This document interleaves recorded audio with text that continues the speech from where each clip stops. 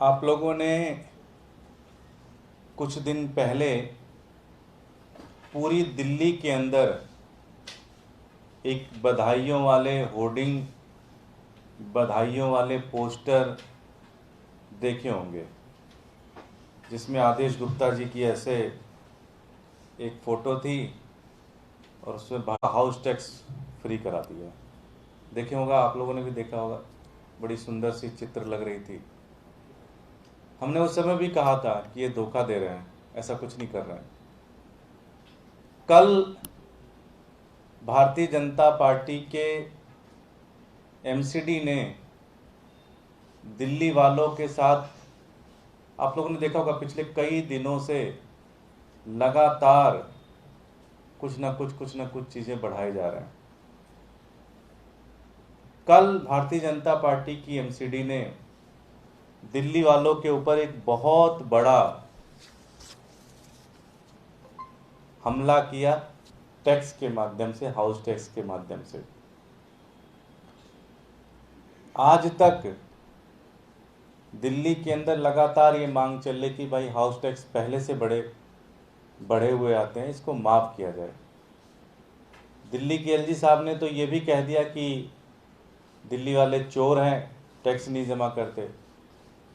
तो जो पहले टैक्स थे, पहले उसको अरेंजमेंट होता कि उसको जमा कैसे किया जाए, लेकिन भारतीय जनता पार्टी ने कल एक सर्कुलर निकाला और अनाप शनाप तरीके से जो मन में आया वो लिख दिया और उसको बढ़ा दिया।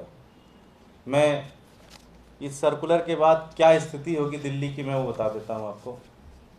जितनी इंडस्ट्रीज़ हैं, चाहे वो स्मॉल मीडियम इंटरप्राइजेज हैं, चाहे वो बड़ी इंडस्ट्रीज़ हैं, उनका हाउस टैक्स 2 गुना हो जाएगा। अब जितनी भी इंस्टीट्यूशंस हैं उनका हाउस टैक्स 2 गुना। जितनी दुकानें हैं, हाउस टैक्स 2 गुना। मार्केट के अंदर जो दुकानें हैं उनका हाउस टैक्स 2 गुना। स्कूल का हाउस टैक्स 2 गुना। कॉलेज का हाउस टैक्स 2 गुना। हॉस्पिटल का हाउस टैक्स 2 गुना। नर्सिंग होम 2 गुना। मॉल 2 गुना। बैंकेट हॉल 2 गुना। क्लब्स 2 गुना। गोडाउन 2 गुना। वेयर हाउसेज 2 गुना। साथ ही साथ जो रेंटेड प्रॉपर्टी, अगर आप किसी को रेंट देते हो, मान लीजिए अपने घर में आपने किसी को, एक व्यक्ति को एक कमरा किराए पे दे दिया, तो 2 गुना। अगर आपकी ज़मीन खाली है तो उसका हाउस टैक्स 2 गुना। और सबसे खास बात ये होती थी कि कुछ जो लोग ईमानदारी से काम करते थे, जो लोग समय पर हाउस टैक्स जमा करते थे, उनको रिबेट मिलता था।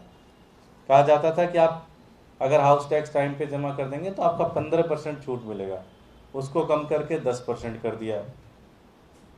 साथ ही साथ जो हाउसिंग सोसाइटीज़ थी उनको छूट मिलती थी, उसको 20% से कम करके 10% कर दिया। और सबसे बड़ी बात, इतना टैक्स बढ़ाने के बाद इनका मन नहीं भरा, 1% एजुकेशन सेस भी लगा दिया। बोला कि अब हर चीज़ पे 1% एजुकेशन सेस भी आप दोगे। तो मैं आदेश गुप्ता जी से पूछना चाहता हूँ कि दिल्ली वालों ने क्या गलती कर दी है? ऐसा इतनी नफरत क्यों है दिल्ली वालों से? इतनी ज़्यादा आपको घृणा क्यों हो गई है दिल्ली वालों से? मैं भारतीय जनता पार्टी के नेताओं से पूछना चाहता हूँ, मैं दिल्ली के एलजी साहब से पूछना चाहता हूँ, इतनी नफरत क्यों है आपको दिल्ली वालों से?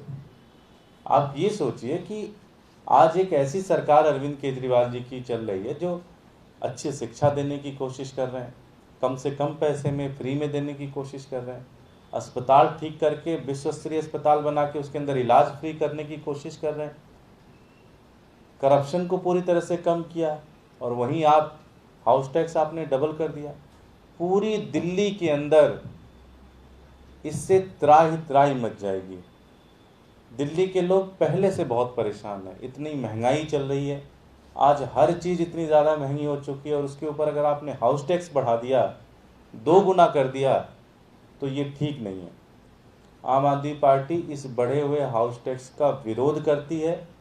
आम आदमी पार्टी ये वार्निंग देती है भारतीय जनता पार्टी को, ये चेतावनी देते हैं हम कि सर्कुलर को आप वापस लें, इस बढ़े हुए हाउस टैक्स को आप वापस लें, अन्यथा हमारे पास कोई विकल्प नहीं रहेगा, बल्कि पूरी दिल्ली के अंदर गली गली में जाकर, मोहल्ले में जा जाकर, चौराहे पे खड़े होकर एक बहुत बड़े आंदोलन को खड़ा करना पड़ेगा दिल्ली के अंदर।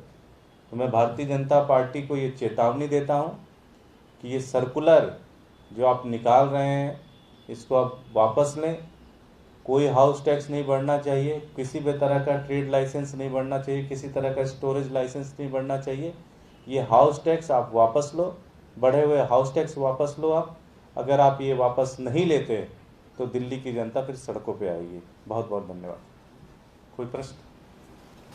सर एक क्वेश्चन है कि मॉर्निंग में गौतम गंभीर जी ने जनसुनवाई की, उसमें जब उनसे पूछा गया कि सर एनसीडी की तरफ से जो भ्रष्टाचार किया जा रहा है, जो बिल्डिंग का निर्माण हो रहा है, तो उल्टा उन्होंने मीडिया को नसीहत दी कि आप लोग एक दिन जरूर आम आदमी पार्टी ज्वाइन करें। देखिए गंभीर साहब, एक तो देखिए उनके पास समय की थोड़ी कमी होती है, महीने में एक आध दिन वो जनता के लिए निकालते हैं, उसमें भी लोग एमसीडी इतना पूछ लेते हैं, परेशान हो चुके हैं वो पूरी तरह से।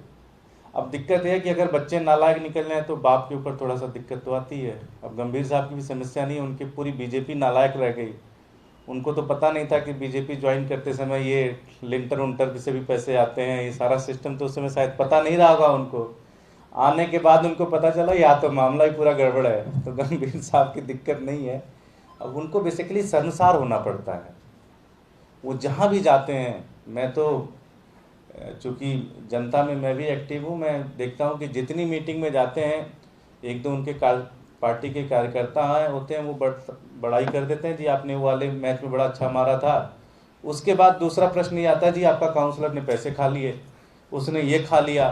अब उनकी भी मनोस्थिति समझिए आप गंभीर साहब की, बड़े दिक्कत में है वो।